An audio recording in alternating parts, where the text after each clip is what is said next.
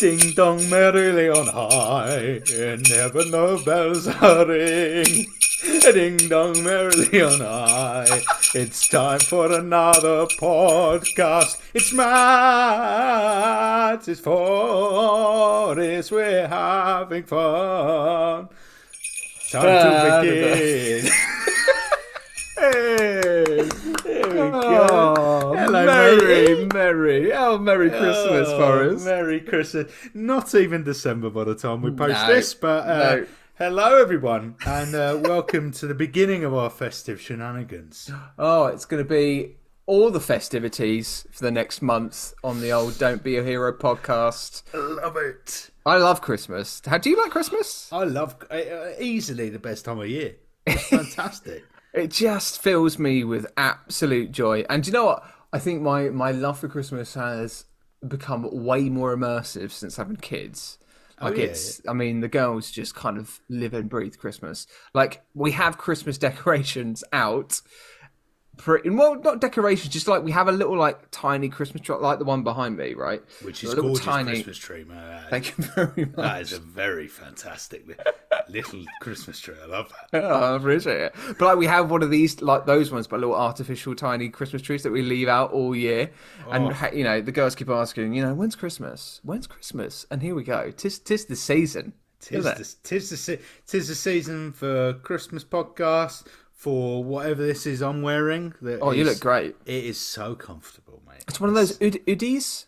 Oodies. Snoody. I think Snoody is the name of the brand, maybe. Right. Fuck knows, but it feels nice. Snoody. Look, we'll just give you some free advertisement there. Look. Whoa. Forrest is literally modelling your Snoody. Ding dong merrily on. Bit. Ludicrous. Yes, so we're back. We're back. It's just us two. It's just a twosome. It's felt so long. It has. We've had the last couple of weeks with the wonderful Lee from Lights Camera Rant, and he's been an absolute joy and a delight, and he's a flipping brilliant dude. He's an absolute legend, and I thoroughly encourage all of you to go and listen to his podcast. 100%. He's great. He was great. He's awesome. Yeah. I mean, we hit it hard by going, first guest all the way in Australia. We did. We went straight to literally the other side of the map for us. Yeah. No locals for us. We'll go straight over to Australia. But thank you so much, Lee. Big thanks to you. But back to the two of us. Back to just the two of us. We can make it if we try. Just the two of us. There's going to be a lot of singing for the next few weeks. There is a little bit. We just love a sing song. Oh my gosh. Tell you, talking of which, singing and songs.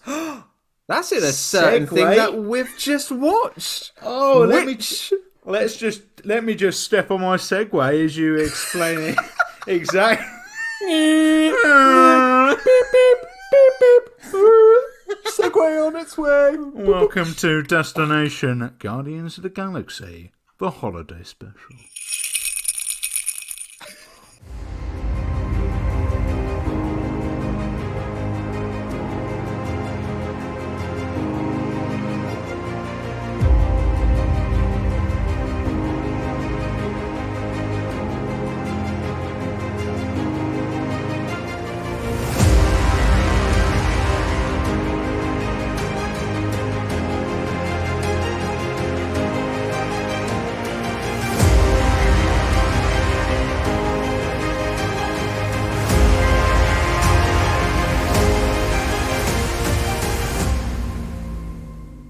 So, what did you think of it? Do you know what? I watched it a couple of days ago, and it was the first kind of holiday Christmas-esque thing I watched. It put me in the right Christmas mood. It got me jolly. It got me smiling. It got me laughing out loud. It was silly. It was perfect for what it needed to be. Yeah. You know? Exactly. Festive, check. Lots of music because it's Guardians of the Galaxy, check. Little nod to the MCU, tick. all the fantastic characters we expected. Fuck yeah. Exactly. Like, I don't know. I mean, it's been. Maybe it's a bit unfair to say, but maybe it's been fairly mixed. I think I've read quite a few comments on a few threads and Facebook pages, MCU related Facebook pages I follow, where people have gone, it was just lousy. It was lame. It didn't feed anything in terms of the future of the Guardians, what's going to be going into Guardians 3. It didn't thread into that. It didn't give any nods to, the past and the future. What was the point? But we'll talk about it more in depth, obviously in a minute. But like let's just take a chill pill, guys. Oh yeah, it's Christmas. Calm your festive titties. We haven't done this for a while. Yeah. Rotten Tomatoes. Oh, what does it say? It said, you want me to hit you up with a synopsis? Oh yeah, do that first. Yeah, do that first, and then because you haven't done it for a few weeks. You've had a few weeks rest, mate. I know. So I'm back. Bring it back. I fancy like a long, tasty one to get my teeth into. That's the word I was looking for there. So here we go. Are you ready, Matt? I'm so ready. Let's go. You put your festive seatbelt on. Ready to go. Star-Lord, Drax, Rocket, Mantis, and Groot engage in some spirited shenanigans. That's it. That's it, mate. That's it. We don't fuck about. We don't fuck about at Christmas. That is it. Yeah, I'm just going to name the characters. Festive shenanigans. Job done. Someone got fired, right? Someone's not yet watched it. That's what's happening. Rotten Tomatoes have still not got around to actually watching it. Oh my god, that is horrendously short. I know. We can't even talk about it. No, there's nothing to be thought about from that. Okay, great. But let's go into juicy tomato meter. Ooh. So, knowing what you know about it, what percent do you reckon is on the tomato meter? So this is a professional review. This one. So the professional review is always quite harsh. I always think on Rotten Tomatoes. I think it's higher than this, but I think it's probably about 73. 73%. Okay. So I'm going to tell you, 89%. Holy moly! 89% on the tomato rate, and that's based on 38 reviews. So 89%. So what do you reckon the audience score is? It's got 500 plus ratings. What do you reckon it is? Maybe it's a little bit lower. So 82. 84. Okay. 89, 84. I think that's fair. Yeah. I think they've got it fair. I mean, I think that's fair, but we'll go into it and then we can detox it properly at the end. But 100%. Yeah, so tell us more about your thoughts, then, mate. Yeah, so in terms of like overall thoughts, I think it does exactly what it needs to do in terms of being a holiday special. It is, so it's not okay. So dear listeners, it is not a kind of MCU. What am I trying to say? It's not within the phases as such. Well, it kind of is, but it kind of isn't. It is a Marvel presentation, okay, and it has been packaged as such. And currently, with the we haven't had many Marvel presentations, but with the ones that we have had, they are kind of self-contained stories that have our most beloved MCU characters or introducing new ones that are within the MCU, okay, and that can be either placed within any certain timelines that we are currently in or are going to be in. And this one, this is placed after Guardians 2, after Endgame. I don't know whether this is placed prior to Love and Thunder or not. I get the sense that it's post Love and Thunder. But like we get the story of Quill's kind of love for Christmas being completely squandered by oh god, it's happened already. Squandered by Yondu. Who comes back to do it, which is awesome. But Yondu, kind of the perception is that he ruins Christmas for Quill as a kid, and Quill's friends, the Guardians, decide at that moment, let's make a flippin' brilliant celebration of Christmas for Quill. Let's surprise him, and his favourite thing is Kevin Bacon. We're going to go find Kevin Bacon. We're going to kidnap Kevin Bacon and bring him to Quill as a Christmas present, which is what they do, and that's it. In terms of a story, that is it. There's no kind of subplots. There's nothing. There's one twist at the end and one kind of little thing that kind of, I say little thing. It's quite big in terms of the future of the Guardians, but it's not the main thread.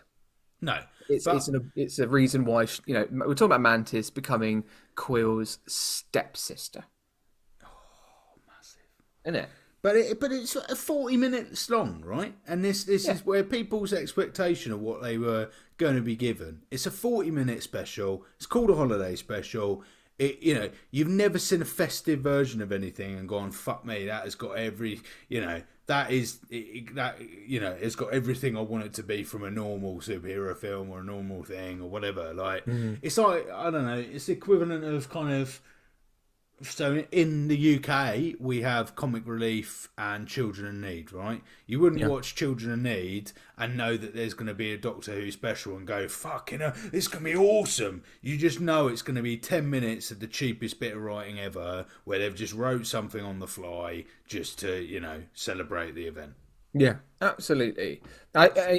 I think it's brilliant. I think James Gunn outdid himself. I think so. The first thing we need to talk about is the music in it. Oh, it's so good. We actually spoke about Guardians on Lee's podcast this week. So if you haven't listened to that, do go and listen to Lights Camera Rant's latest episode. We feature on and talk about Phase 4 wrap up.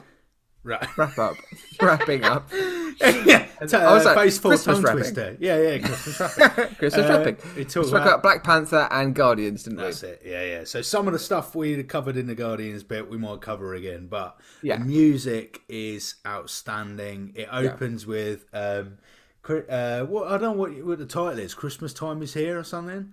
Yeah, I think so. I think Christmas Time is Here. It's great. It's a banging tune. I made a question on Lee's podcast this week about who are they? Who is that band? Because they are guys, I'm in a covers band myself, right? So, jamjailband.com, right? He's never mentioned it before. Never mentioned it before. But as a musician, as a musician, I'd say they're a pretty tight band. Right, I know how to play the notes on the guitar and such and such. They look like they're playing the notes properly, on screen. Which is, to be fair, something that irks me a lot when you see people on the screen playing musical instruments they don't know how to play. Yeah.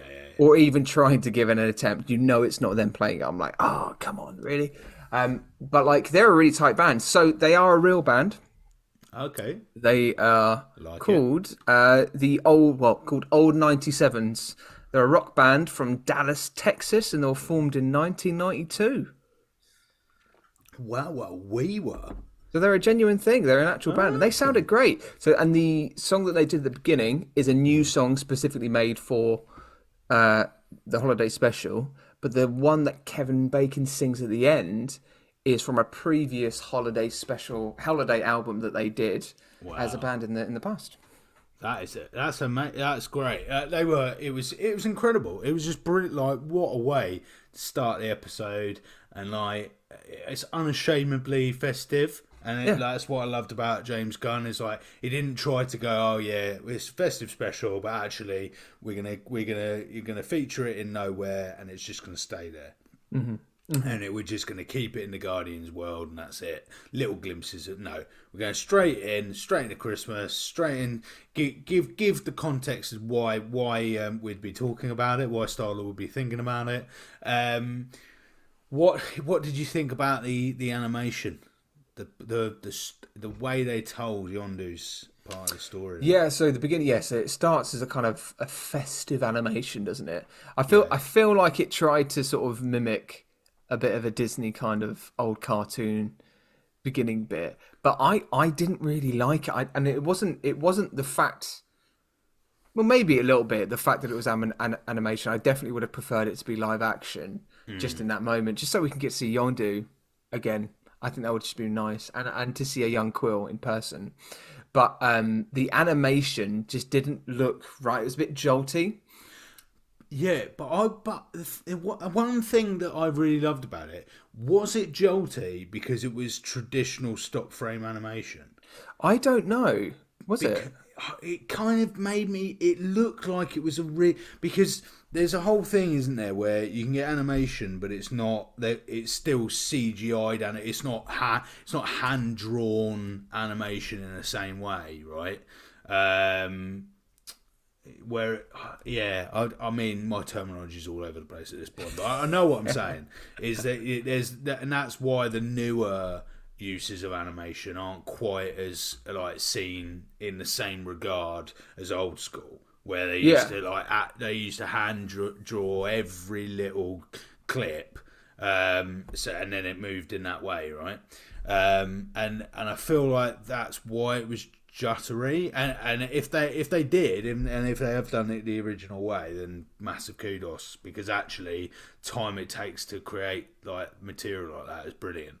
But if it was done with modern practice, which isn't drawn in quite the same way, then actually I'm not quite sure. I don't really understand it, but it didn't bother me massively. I was when I watched it, I was like, oh, it would have been nice to have a live action version, to be honest, because I think it just would have served it a little bit better for us. I wonder whether it's to stop. If they'd have done it in live action, they would have had to. We know Yondu's dead, I suppose. I was about to say they would have had to explain that it was happening in the past, right? But then actually they could have used the same. Yeah, I don't know.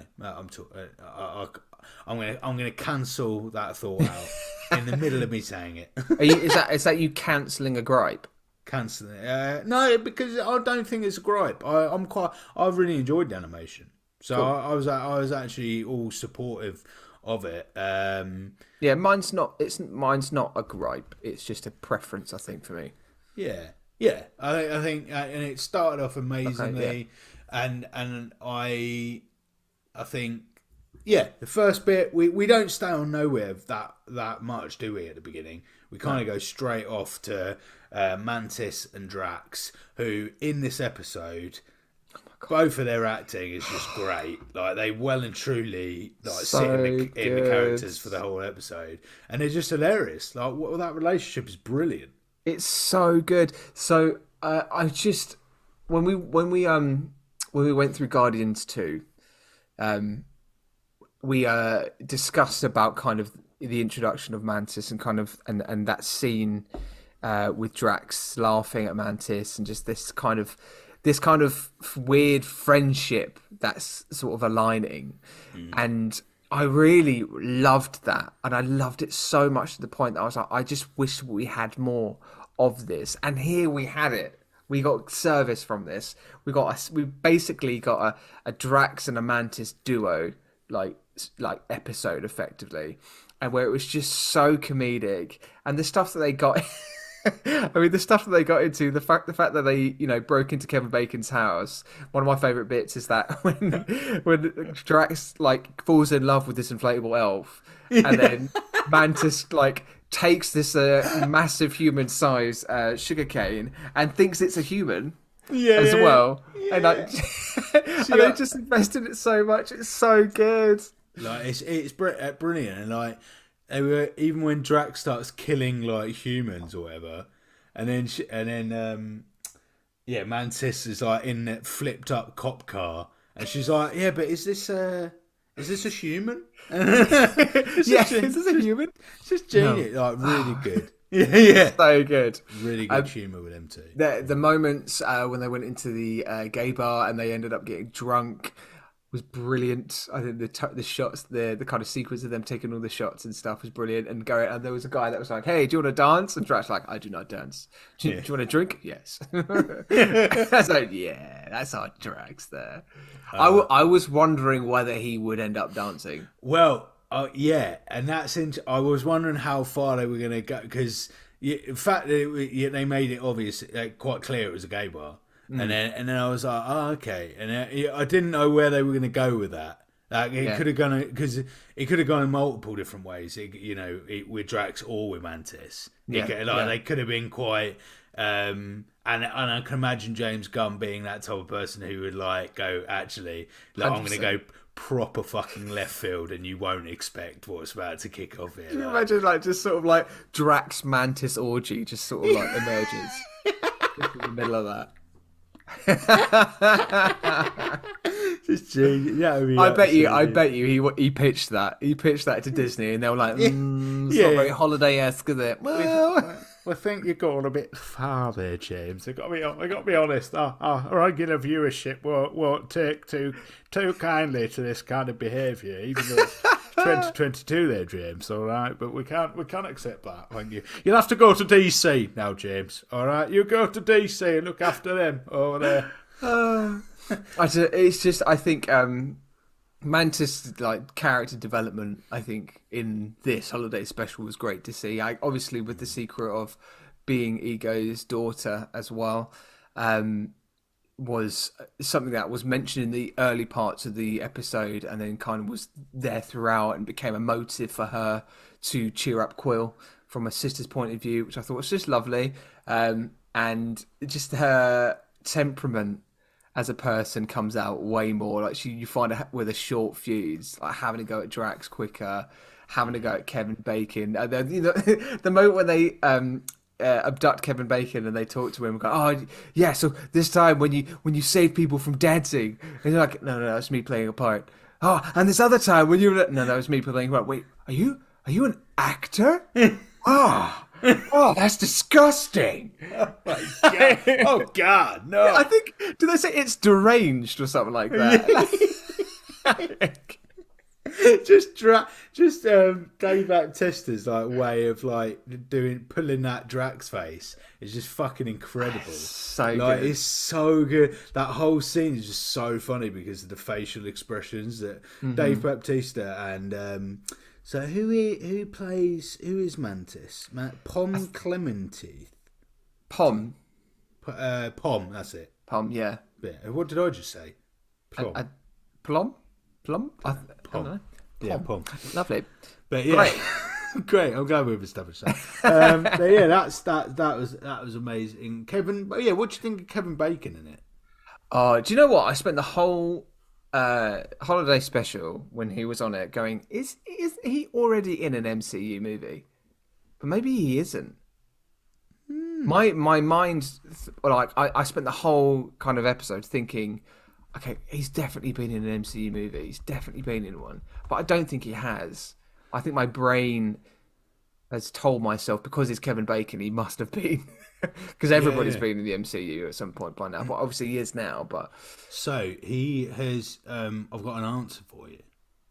So he has only played himself in the Guardians of the Galaxy holiday special in the MCU. However, he has been in a film that you would have watched.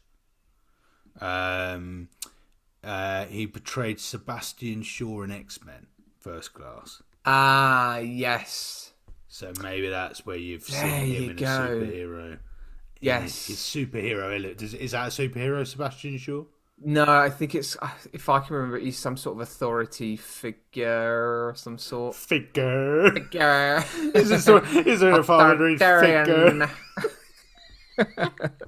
But yes, that's where. But yeah, it was a weird one having him in it, because I think originally I was like, oh God, I don't know if it's going to grind on me a bit. Like, I don't know why. I think it was just kind of having someone play themselves is difficult. Is really difficult, and it's always difficult. It's always difficult to pitch right, because sometimes it can just seem like I don't know. It's just creating comedy where there isn't comedy. Like if Yeah. you're playing yourself, you're playing yourself. Like, Yeah, yeah, yeah. but actually, it was done incredibly. I thought they did it really well. Actually, I thought he did it so well to the point, and this is in compliment to him, not in disservice, that he didn't pull any focus away from the main kind of story and the highlight of us just enjoying Drax and Mantis having this kind of like, team up movie. And he didn't over dramatize or go over the top of playing a heightened version of himself. He was funny. yeah, He was genuine. And yeah, I think it was great. I would have liked to have seen maybe just a little bit more of kind of hints to him in his life, maybe just kind of like EE adverts, like maybe in there, oh yeah, or him like doing the Footloose dance that he does famously in Footloose. yeah. But maybe that was too far. Maybe that is too far. Yeah, I think you made a good point there. That actually, I think James done a good job of writing him in where although he is central to the special, he's not central to the like. It is about the Guardians. It's Yeah. just the Guardians have taken him and put him into their world. So I think that was quite good actually. Yeah, maybe that's why it did work because they didn't overly focus on him being in it. No. I'm just gonna pop this one out there. Did you recognise a very big Hollywood star? Yeah, who was in it for 1 second? Blink and you miss Was it. that a little Mark Hamill having a drinky poos? Yeah, little Mr. Skywalker making an Skywalker. appearance. Yeah, it was. I see you there. I see you there, Mark Hamill. I see you, Nelson. Yeah, couldn't believe that. That was very odd. How did that come about? Like what? It was so random, but like you go, oh, that's definitely Mark Hamill. It's definitely Mark Hamill, and I don't know. Is it with Mark Hamill? It's quite often the other way round than you think it is. So it'll be something like he wanted to be in, like he loves Guardians or he loves James Gunn's work, and he's actually asked to be part of it, rather than James Gunn going, "Look, mate, could you be?" I don't know. The fact that he's only in it for 2 seconds makes me think that it's his. He wanted to just feature. And James is like, yeah, all right, we'll do Well, that. he's as much as he is Luke Skywalker and a Disney guy, he is also the Joker. He is also a DC entity and a much beloved DC entity. And obviously now James Gunn is effectively K-Dog in the DC world. You're linking it back to the DC. Maybe there's some sort of like little link in there, but also Kevin Bacon does outright talk about the fact of Batman. Goes I'm Batman, doesn't he? And Yeah. references Batman, and there we go. That makes that canon in a way. Like that brings in DC and Marvel. I think it's gonna happen. When Kevin Bacon said that Batman, when he literally said that, Yeah. I was like, and we spoke about it in Deadpool because of Deadpool talks about it, but that's not when Disney owned Deadpool. So this was before any of that. So Ryan Reynolds got away with that. Yeah. But this is in the MCU. That line has been approved by K-Dog. That line has been approved by DC. Are we gonna see a DC MCU collab in the next 10 years? Who? Okay. Question right now, off the tangent, but worth bringing up. Yeah. Who would be your favourite Marvel and DC characters in one film? If you could take one DC character, one MCU character, and put them in the same movie, who would it be? Oh my god. That is genuinely that's such a big question. Oh god, mate, I don't know. I mean, I would. It can only be one on each side, mate. Can it just anyone? Is it in terms of past and present? No one taking away. People anyone. are certain characters Dead, in the MCU are dead.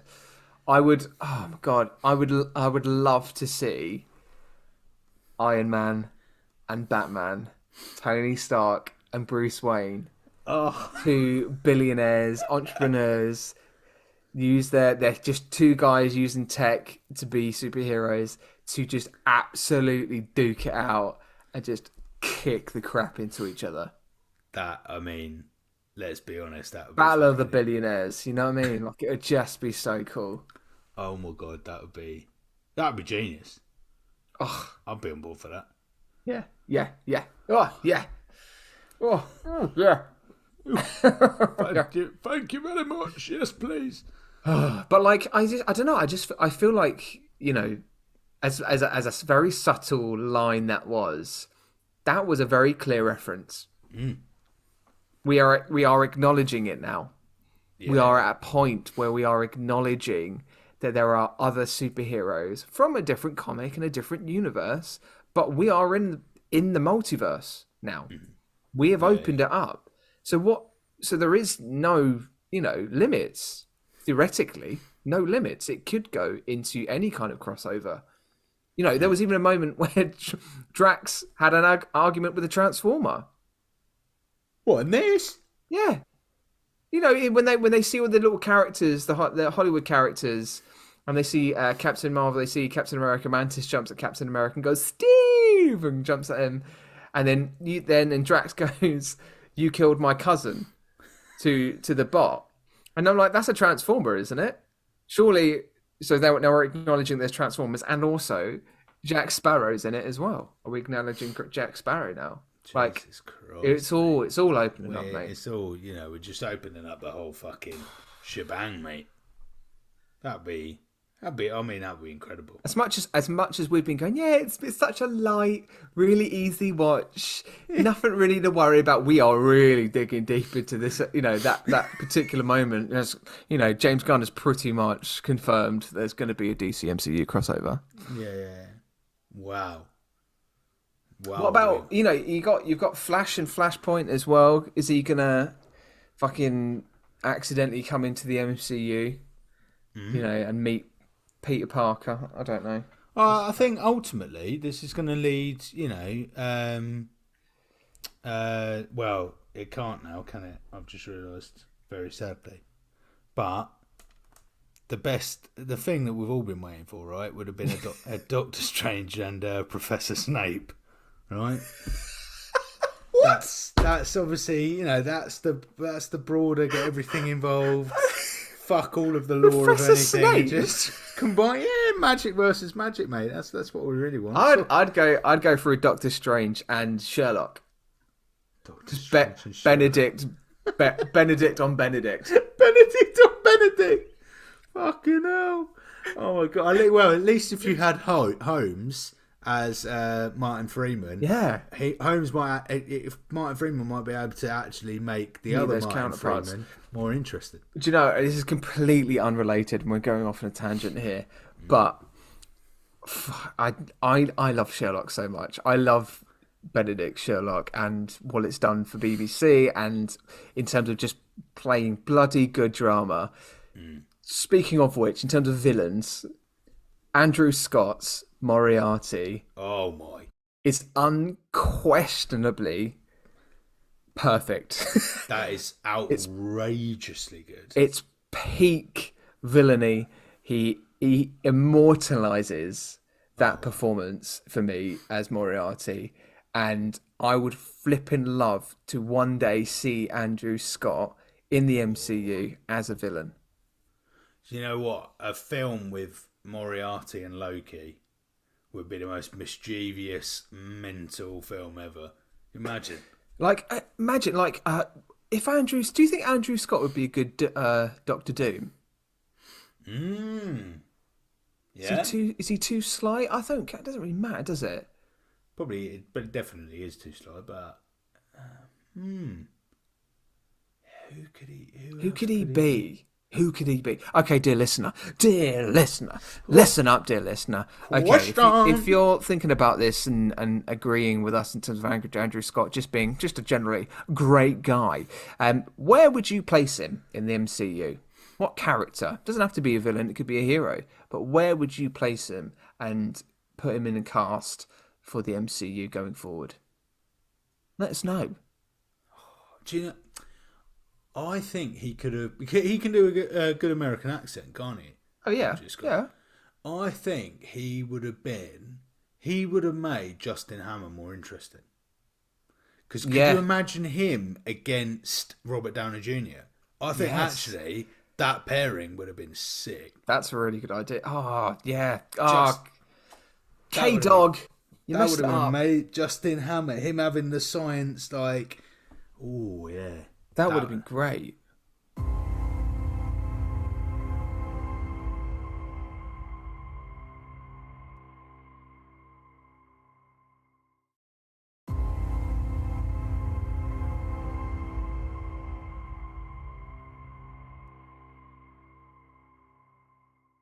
God damn it. Anyway, going back to Guardians, yes. James Gunn has opened it up and you know, we never know. We'll see what happens. But any other favourite moments for you, Forrest, my friend? It's good. I still think jacked up Groot is one of my favourite things about this. Just jacked up older teenage Groot is just bulky as fuck, man. I'm like, what is this? And his little I just love when he pulls his little face when he looks at Star-Lord and then runs away to get Star-Lord to come out, and he's literally like, Oh God. oh my god, Run. Yeah, there's this real innocent quality and playfulness that Groot still got from growing as baby Groot, but there's also this teenager kind of young adolescent coming in, and we've got kind of moody Groot towards the end of Guardians 2. Like there is this kind of new birth with Groot. The funny thing is as well, I read an article. This Groot isn't the same Groot. And I've never maybe you already know this, Forrest, but the Groot we saw in the first one is the father to the Groot that we have now. I read this and I totally didn't get that either. No. Because the way they represented it in the first film was that it's a continuation of, right? I It thought just, that was he's, the case. He's just gone back and then but no, yeah, he's the son of. So it's technically a different Groot. So we are just going to continue to have, even when he gets into adulthood and will like fully grown Groot, he will be a fun, playful, more joyful, jovial Groot than the other one. The other one was quite serious, quite stoic, very protective. But so we've got different qualities, and probably hence why we've got a different physique of our Groot now as well. It's a lot more bulkier, like you said, a lot more wider. It's a lot more to it.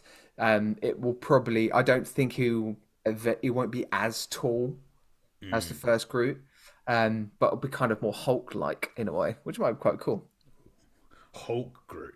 Hulk Groot. Oh yeah, Love that. Tripped off the tongue. I love Groot's performance, like acting, just loving the bands, just jumping around, clapping, brilliant. The whole lot. I think the last scene where Kevin Bacon's in the fridge.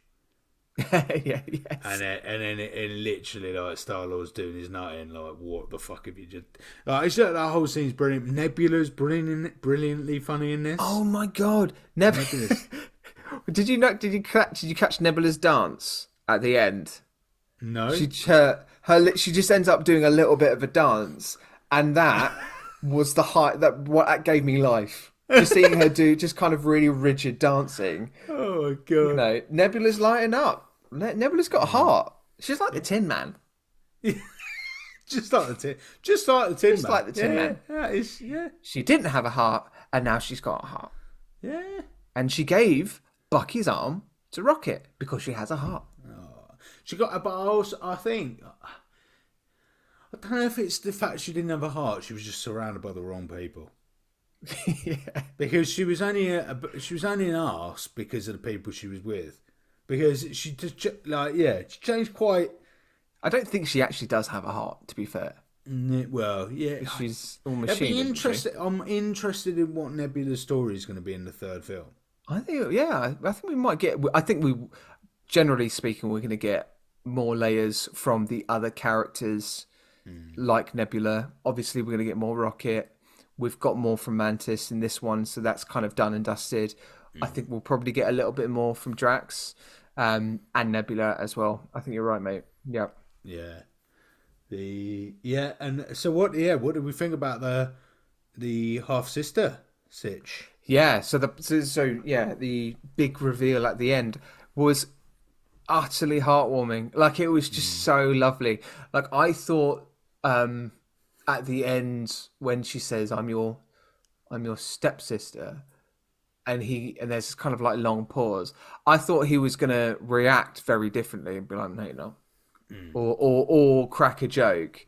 But like you could see in that moment that the line delivery of that is the best thing that anybody could say to me at Christmas. Like that is, I felt it. It was great. I think that, yeah, I don't know. I think I viewed it a little bit differently. I was a little bit like, I was a little bit like, yeah, he's taking it too easily. I think you're running into a theory. Go further into this about Quill. Talk to me more about Quill and your thoughts on Quill, because I think you're running into a potential theory for the third one. That what he's for me, he just took it too quickly. Assumed too quickly that she's telling the truth, right? Yeah, and then but like again, talk to me about his, because we spoke about this earlier this week, but like you mentioned about Quill's performance. Yes. Generally, yeah, I see what you're teasing me at. Yeah. So is that So I felt. Because it was looking at Chris Pratt's performance of it, wasn't it, as well? So I felt that this whole holiday special, they displayed a very different Star-Lord. So like the hair is like quite, he looks quite unkempt. Chris Pratt seemed quite down from the beginning of the episode as well. And I don't know, his whole aura felt very, very different to me. I had little time to think about that. Ooh. And I've I wondered why you were digging it. I was digging because I was like, I really want to talk about this bit. Right there, I've got a theory brewing into my new beard that I'm growing. What's your little theory there, Matthew? So basically, yeah, you were talking about Chris Pratt's performance as Quinn. You're saying like something felt off, like that he didn't feel like he was totally in it. And then I ended up talking about the fact that, well, obviously he's lost Gamora, he's lost the love of his life, he's lost all purpose on what he is and what he is doing. He's getting no joy in being Star-Lord right now, okay, and he's still trying to find himself, and that's where he will be in beginning Guardians 3. And we're going to have a lot more kind of like him finding a variant of Gamora and having to go through that. Now, obviously, the variant of Gamora that we'll end up meeting, it will be still Thanos' kind of right-hand woman, effectively. She will be a trained killer. She will be out there for vengeance. She'll be out there for blood. I think what we are going to see, potentially, this is my theory, in Guardians 3, is Quill willing to do absolutely anything to get Gamora back, even if that means killing his own guardian.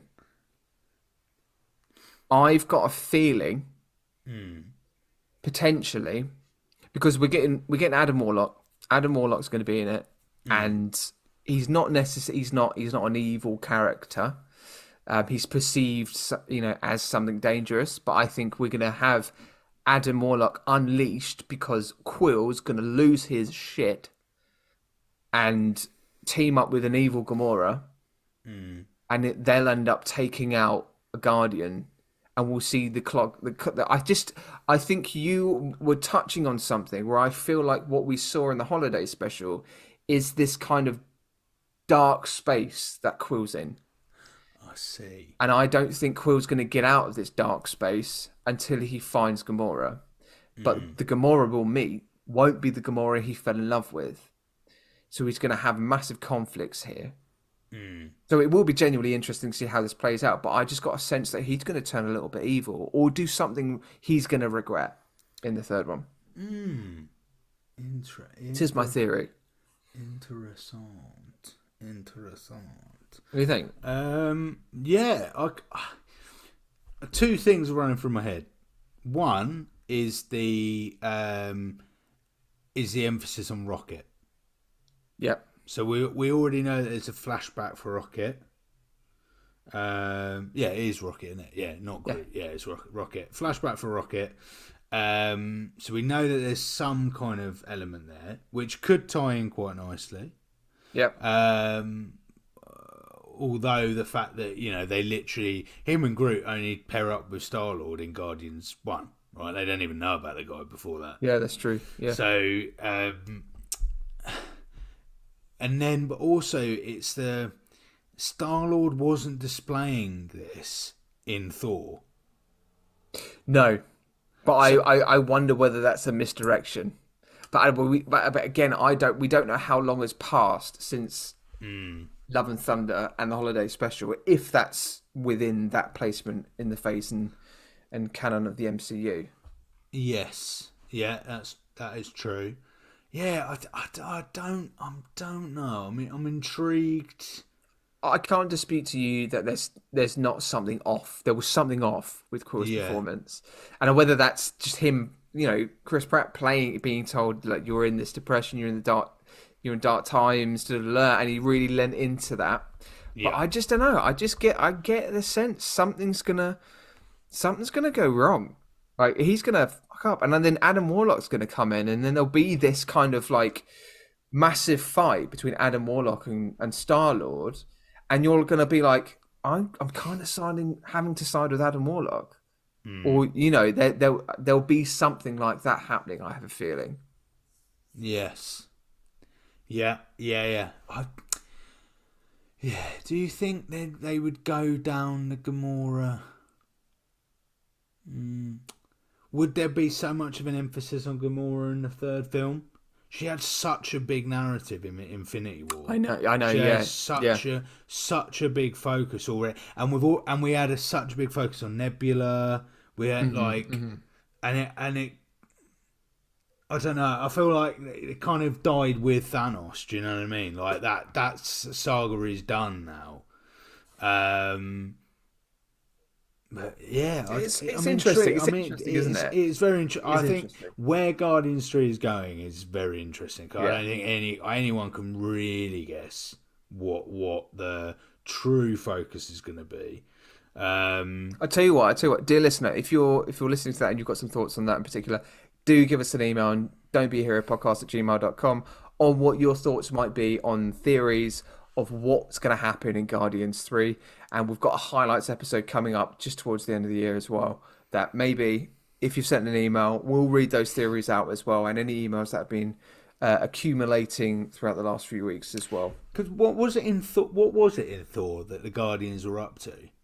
Because they were up to something. They were. I think what we missed at that point, because they have they've bought Nowhere, haven't they, from the Collector? Yeah. I think between that time and there is probably them talking to the Collector and buying Nowhere. I have a feeling. I don't know. Maybe not. Oh no! Sorry, I mean in Thor. What were they do? They were doing something, weren't they? Which is why they left Thor, because they were finding like they were getting alerts to like traces of something.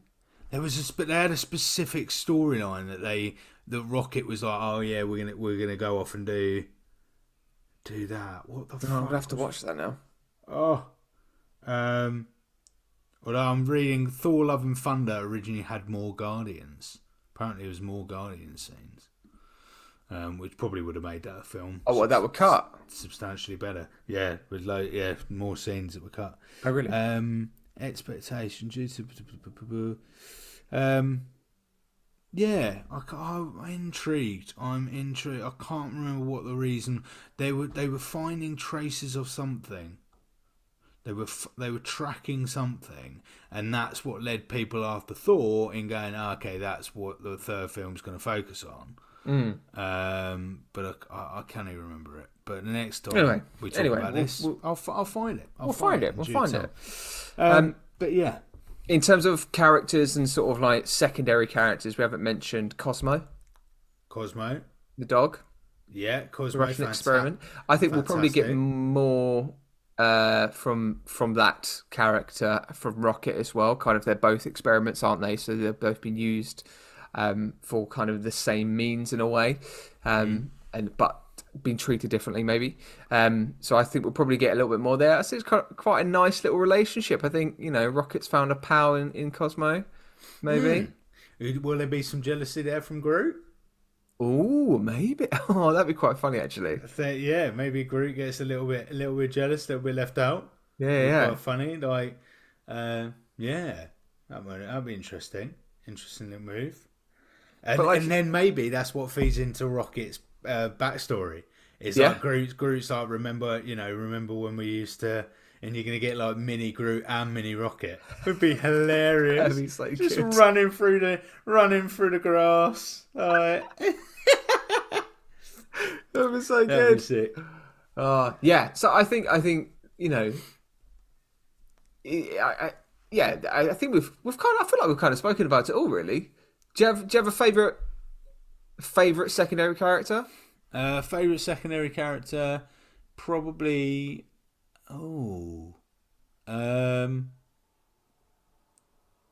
I think for me,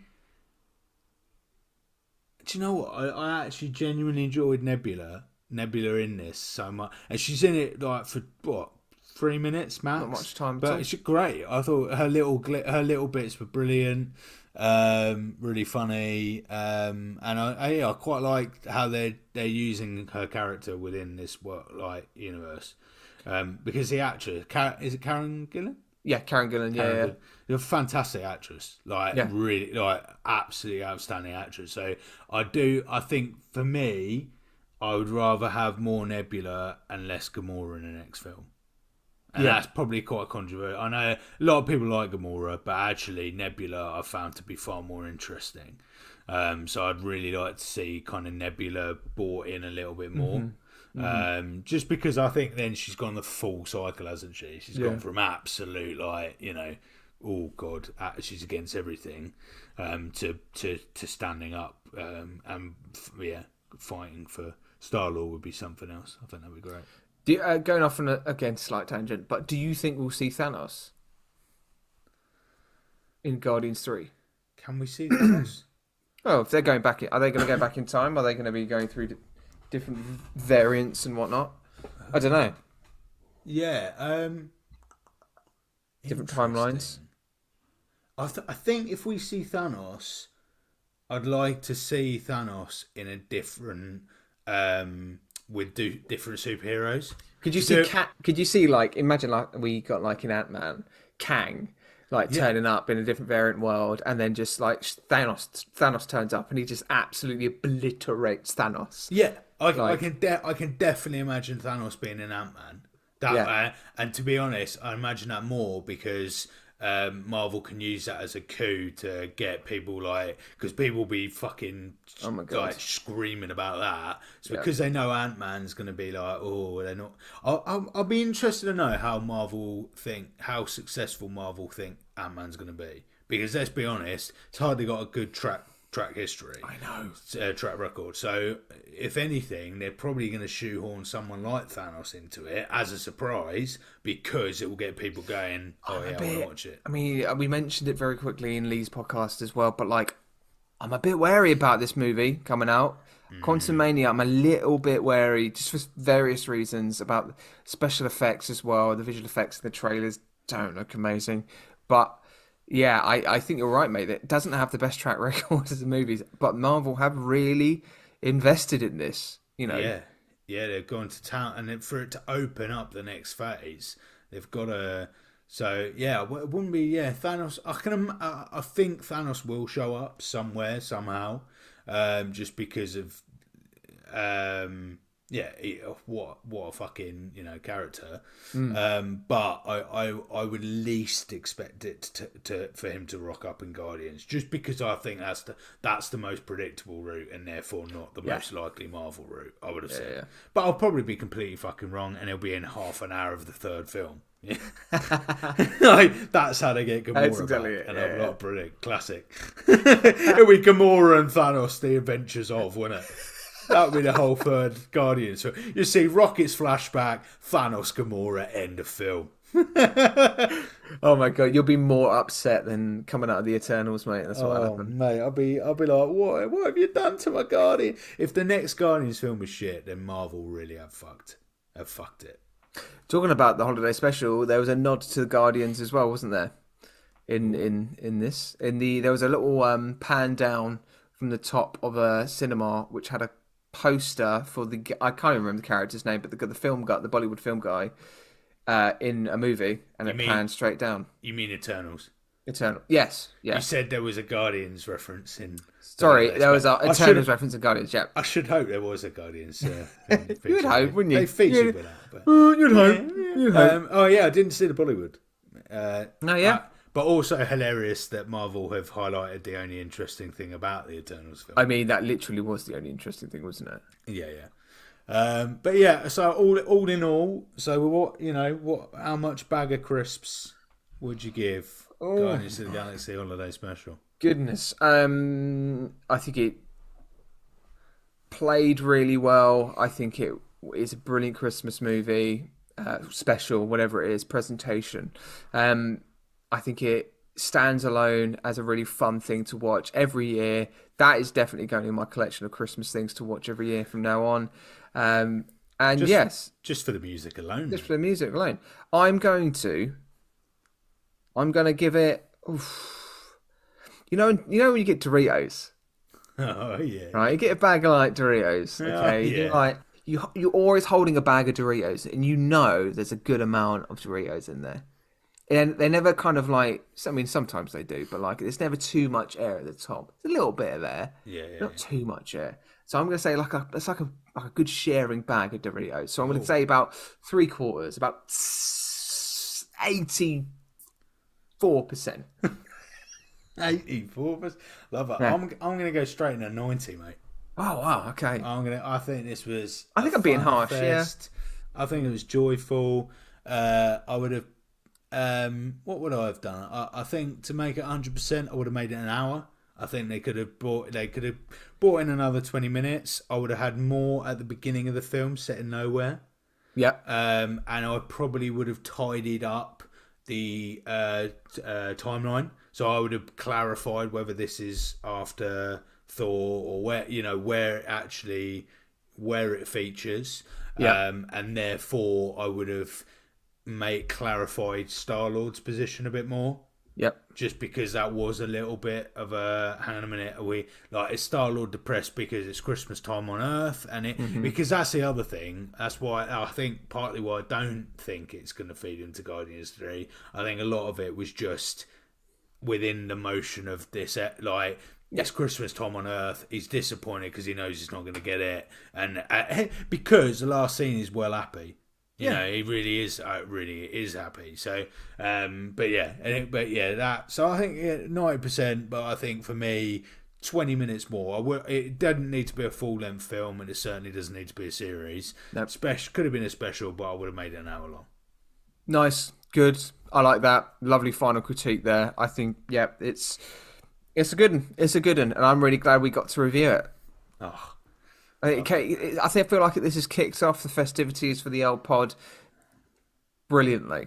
And on that, where are we headed, Matt? Oh. Where's the next few weeks taking us? I'm genuinely so excited. Yes. Okay, dear listener. All right, we've got some plans for you and your delightful ears. Okay, so what we're going to do is that we are going to have the next 2 weeks as our continuation of these wildcard movies for the Christmas period. We're going to do our Christmas cracker movie, okay, effectively. We are going to bring out the old festive Christmas roulette again, okay, for our wild cards from last time. We've dusted it off, put a couple of jingle bells on it. Yes, jingle we have. Balls. Yes, we have. Some festive shit on it. I don't know. Well, not words.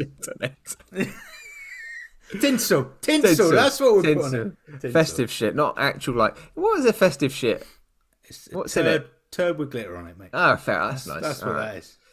Anyway, but we've basically punted in 12 Christmas movies. Okay, 12 days of Christmas, 12 Christmas movies. Wonderful. So that's in our roulette wheel.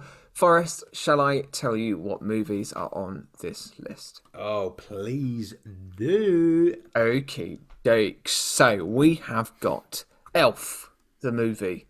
Classic. Brilliant, classic, one of my faves. We have got Christmas Chronicles, which features none other than Ego himself as Santa Claus, which is on Netflix. We've got, I'm quite into this one. We've got Spider-Man Into the Spider-Verse, which is a Christmas movie, but it's the animation version of, actually, it's an Oscar-winning Spider-Man movie. And the only one currently. We've got that. We've got Jingle All the Way with Arnold Schwarzenegger, with Turbo Man. I remember that movie coming out, and I was obsessed with it as a kid. One of my favourite Christmas movies. We've got Arthur Christmas. We've got the classic Grinch with Jim Carrey. Oh, yeah. We've got a little Christmas romantic movie, none other than Love Actually. Oh, Love is in the air. We've got Miracle on 34th Street. Ooh. We have got Bad Santa. We have got the classic, absolute classic, Home Alone. We've got another Christmas romantic movie with none other than Daenerys, Emilia Clarke, in Last Christmas. Oh. And to top it off, our 12th pick, we have gone for The Nativity. Sparkle and shine. With MCU's only Martin Freeman. Indeed so. Indeed. Magic. So are we going to pick the two tonight? Is that what's happening? Shall we put the two tonight? Let's get the two tonight. Let's give it an order, and we know what the next 2 weeks in store for. Oh, delightful! Are you ready for this? So, do you remember last time when I did this and I clicked it and it just reset itself? I'm really worried this is going to happen. Have you saved the films? I have, mate. I have. All right, I'm going to click to spin. Go. Here we go. I'm going to ring my jingles.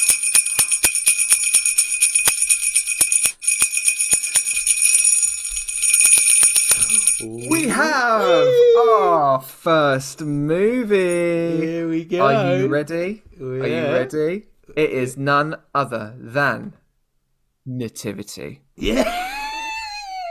Yes! Come on! I am pumped for that. I was so close to like falling onto Last Christmas. It was so close. Right, should we go for number 2? Let's go for number 2. Oh my god, this is great. There we go. Oh, Nativity, what a film. Here we go, we're going, we're spinning, it's slowing down again, it's so nice and slow.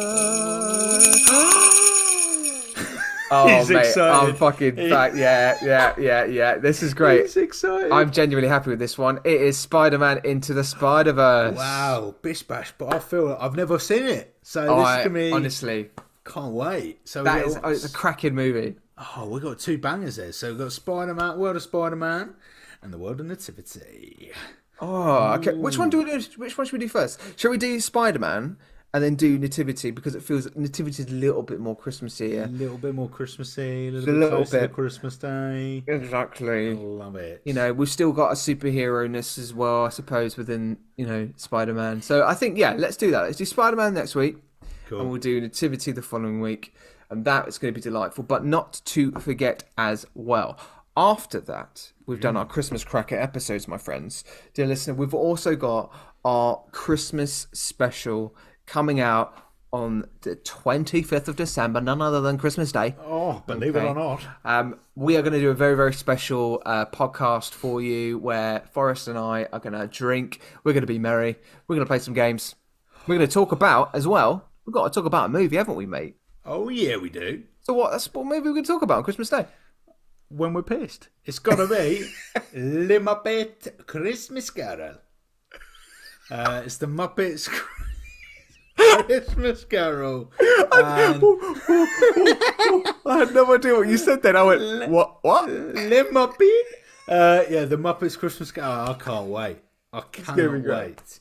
We're gonna, drinking, chatting, having fun. It'll be Christmas Day. Yeah. And it'll be magical. It's going to be brilliant.